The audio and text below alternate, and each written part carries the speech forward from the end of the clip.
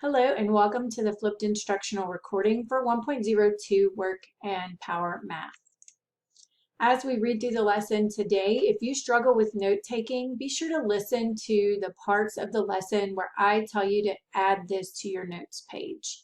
So there will be things I explain a little differently or sentences I point out that you should add. I'll also be covering the guiding questions, so be sure to jot those answers down so you can complete your notebook slide or page as we go along. Don't forget to create your slide every time you read through a lesson. So as we get started today, work and power math. One skill that every scientist needs to have is the ability to solve math problems using equations. Just like an athlete does drills to improve his or her game, science students need to practice solving problems to improve their science skills. In this activity, you will use the equations for both work and power you've studied the meanings of the words, so now try putting them to use. So here's our lesson goals.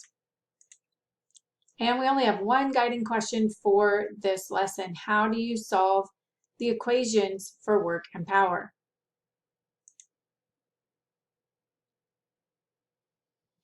So taking a look, using the work and power equations, in these problem-solving exercise, you will be using two equations. So the first one is work equals force times distance, and power equals work over time. So you probably want to write those out to have them in your notes. And if the letters and the words don't come easily, like you don't remember that work is a W, or force in this case is an F, then you might want to write out those words. Both of these equations have three components. When you're using the work equation, you could solve for work, force, or distance. With the power equation, you could solve for power, work, or time. Right now, the equations are arranged to solve for work and power respectively, but they can also be arranged to solve for the other parts too. So like we've seen before, you can manipulate those formulas to solve for what you need. So practice rearranging the work equation and solve for force. So this is something that you may want to jot down in your notes. If you haven't reached the math yet, where you're learning to work with formulas or like this in pre-algebra, you're trying to get something singled out over to the side, then this might not come really easy for you yet. So work equals force times distance. To solve for force, you've got to divide both sides times distance because we want the distance over here so that force is by itself. So in doing that, distance is moved over to the left and force is on the right by itself. So then you would solve that. Force is equal to work divided by distance. So practice rearranging the power equation to solve for work. So power is equal to work divided by time. So if we wanted to do that, we would have to do power times time is equal to work. And you can see how you do that. You've got to move time over to the other side. So time cancels out on the right, leaving work by itself. So work equals power times time. Now we can practice solving some of the problems. When Jane is ready to go to bed, she walks upstairs that are 5 meters high, and she does 2,500 joules of work and has a power of 250 watts. What force did she use to walk up the stairs, and how long did it take her to go up the stairs? So for step one, you want to write down everything you have from the equation. We know that the height of the stairs is 5 meters, and that's the distance. You can always use the units of measurement to help you decide what a number means. So if we have 5 meters, that's easy to plug into distance. Work, we know, is 2,500 joules. Notice that work is part of both equations, and because the problem connects the two, you can use it in both. And power equals 250 watts. Okay, remember there's a difference between work and watts. And remember that W is italicized when it's standing for work, and it's just a regular W when it's stands for watts. So you're looking at the following things. Force, you'll use the work equation to find this, and then time, you'll use the power equation to find this, and then we'll keep reading to see how the problem is solved.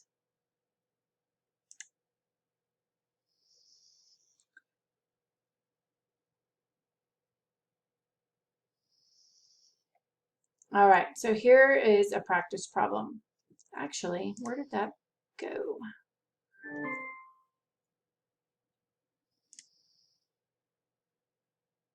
It didn't solve that problem. All right, we'll go through this example. So Juan is lifting a box. He does 2,000 joules of work. The box was lifted 2 meters. He used 100 watts of power. So how much force did he use, and how long did it take to lift the box?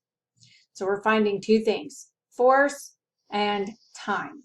So from the problem, you know that work equals 2,000 joules and the distance equals 2 meters. So you need to find the force. Rearrange the equation for work to solve for force.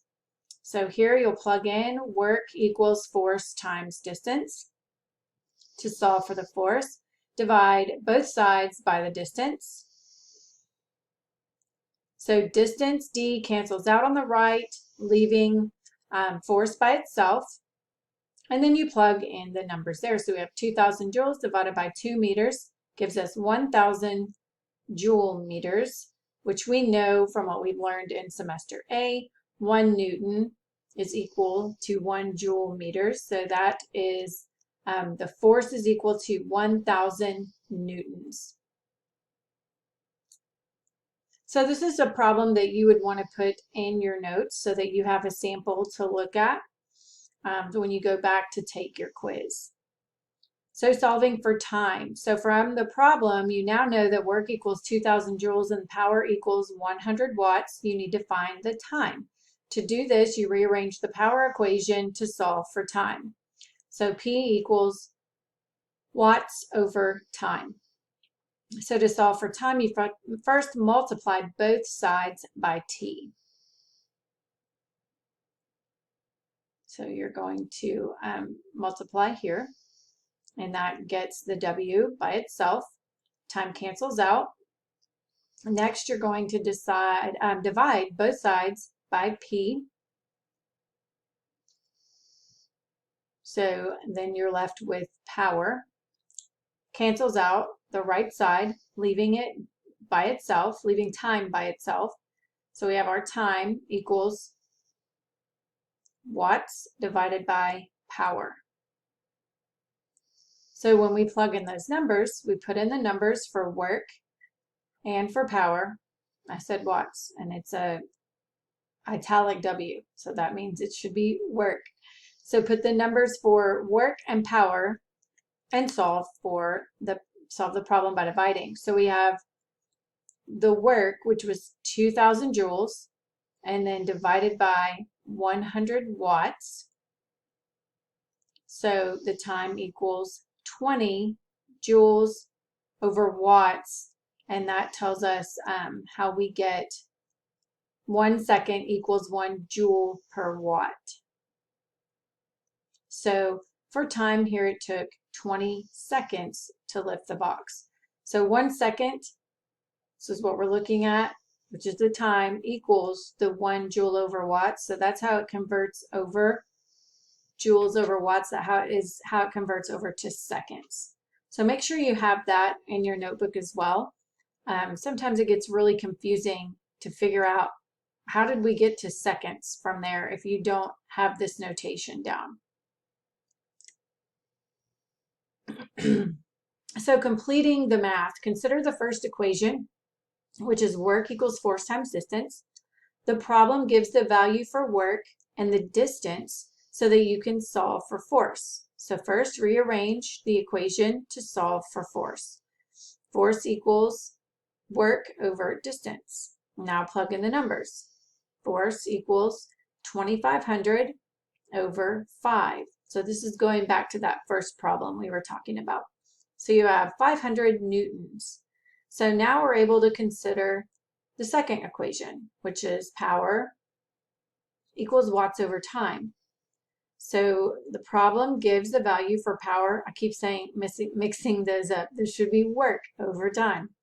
The problem gives the value for power and work, so you solve for time. And so that means we need to rearrange the equation for time. So this is the equation we know, and we've got to try to get time by itself. So if we multiply time on each side, we'll end up moving it over here to have it singled out by itself. And then it would be, we can rearrange so that we can have work over power. Time is going to equal to work over power.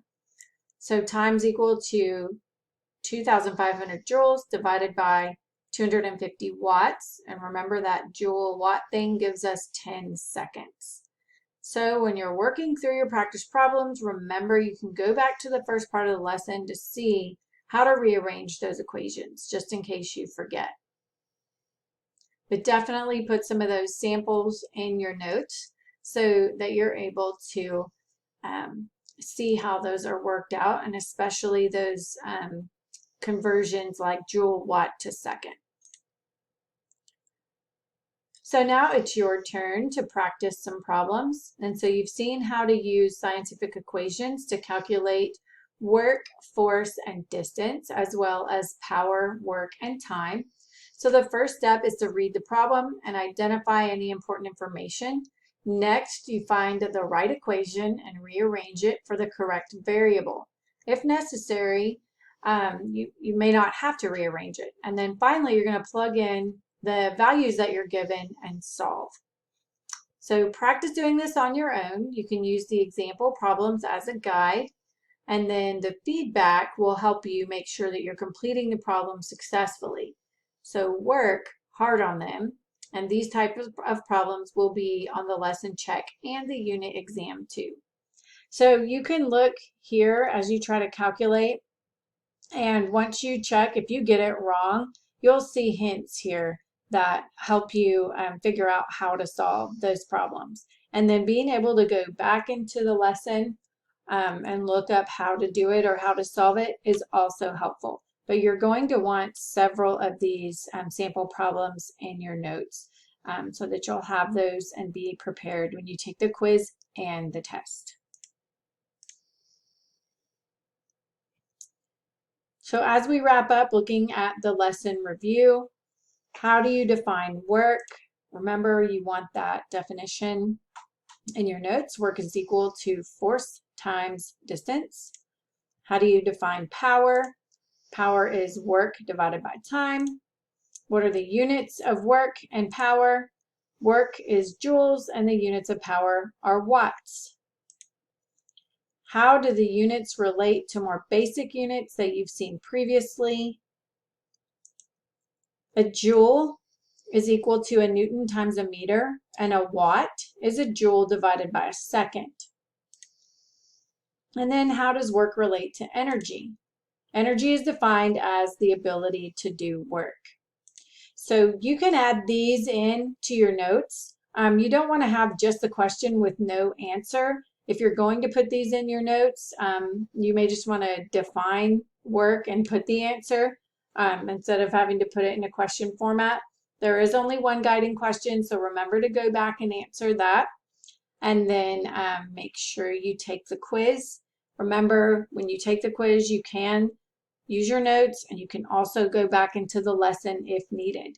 So you only get 2 attempts on that quiz, so make sure you know how to work these problems before you take that second attempt. And if you need help, you can come see me in Help Lab. All right, so the next steps would be to look for the flip follow-up session on your Class Connect schedule. You can also attend help labs or message me if you need extra help, and have a great day.